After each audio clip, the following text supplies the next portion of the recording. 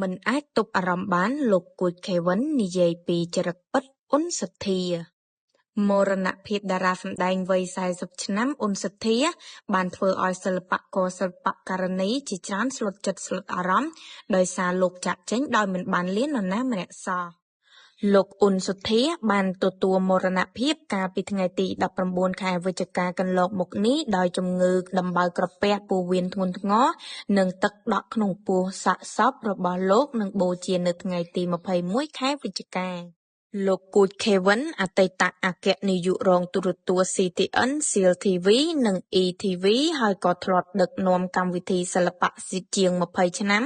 បានរៀបរាប់ថាបានស្គាល់ជាដំបូងគ្រាដែលបងប្អូនប្រុសមកពីខេត្តស្វាយរៀងបានដាក់ពាក្យប្រកួតប្រជែងក្នុងកម្មវិធីស្រីស្រស់ប្រុសស្អាត CTN ឆ្នាំ2006ដែលកាលនោះមិនមានជាកាមេរ៉ាទំនើបបិទរូបភាពបានល្អស្អាតទៅឡើយប៉ុន្តែចរិយាមាយាទចរិតរឹកពីរបស់ប្អូនត្រូវបានកត់សម្គាល់និងរុញច្រានឲ្យប្អូនជាប់ចំណាត់ថ្នាក់និងចូលមកក្នុងរង្វង់សិល្បៈ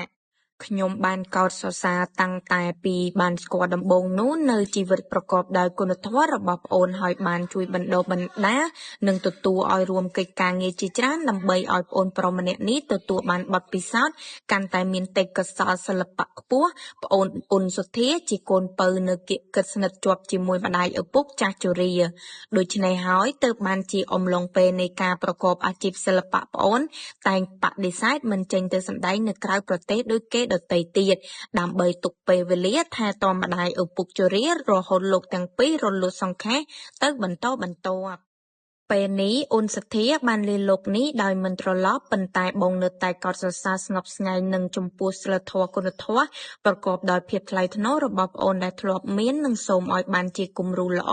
សម្រាប់ប្អូនជំនាន់ក្រោយយកមកលម្អជីវិតកាន់តែប្រសើរ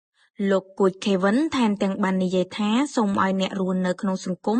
ចេះស្រឡាញ់អាណិតអាសូរចេះជួយគ្នានៅគ្រាដែលមនុស្សដែលគួរឲ្យជួយនៅរស់រានមានជីវិតជួបលំបាកកុំបណ្ដោយឲ្យគ្នាវេទនារហូតរលត់ជីវិតទៅហើយទៅពោលថាអាណិតណាស់អ្នកដែលស្លាប់ហើយមិនស្ដាប់មិនឮឡើយ